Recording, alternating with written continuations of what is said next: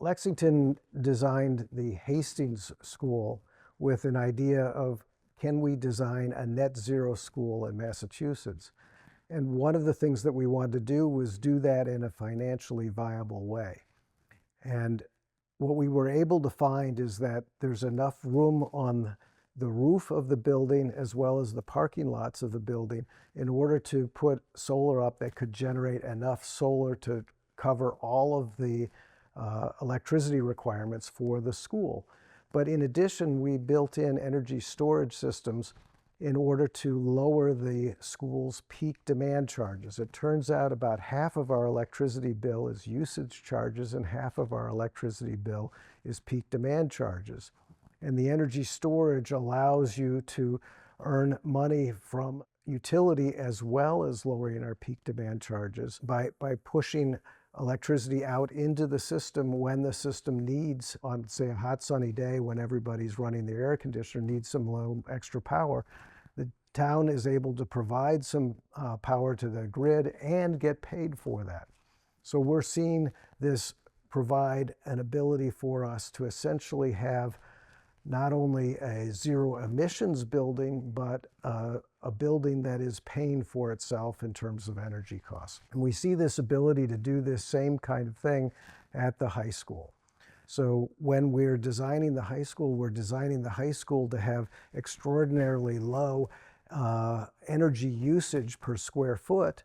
And that means that it becomes possible to put enough solar on the roof of the building and in the parking lots, like we did with Hastings School, in order to cover all of the electricity needs of the school. The energy storage system also allows it to look like a much smaller solar energy system to the utility, allowing them to interconnect a large solar energy system to the grid. What this means is that we'll probably have about $1.5 million of savings every year from energy storage systems and solar energy systems by using the solar on the rooftops and then in the parking lots. Now, we've learned how to do this on Hastings, so we know how to do this in the high school.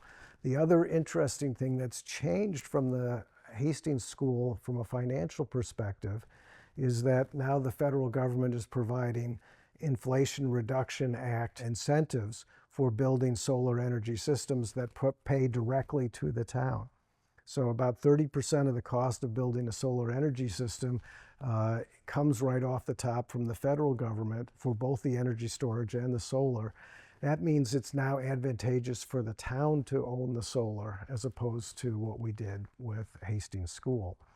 The net of that is that we'll be making over $1 million a year after we pay off the cost of the solar energy systems from the first day of operation. The other interesting thing that we did with the Hastings School, one of the reasons that we were able to have a net zero school at Hastings is because we built a ground source heat pump. Some people call it geothermal system for the Hastings School, that is much more efficient in terms of delivering heating to the school than, say, an air source heat pump or a fossil fuel heating system. The other interesting thing that's happened with the federal government now is the federal government is now providing a 30% credit for systems that are operating with ground source heat pumps.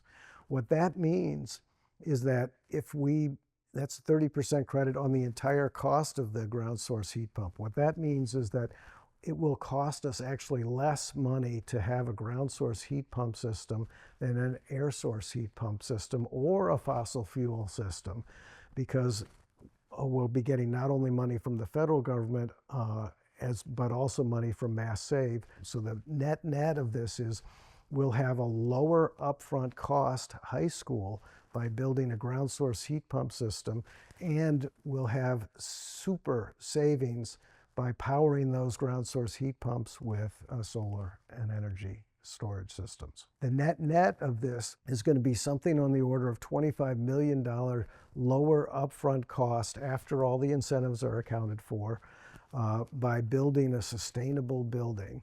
And what this will actually result in is something on the order of $50 to $60 to $70 million of savings in operational costs over the next 30 years. So that's about $100 million savings by designing a school that is generating all of its own energy.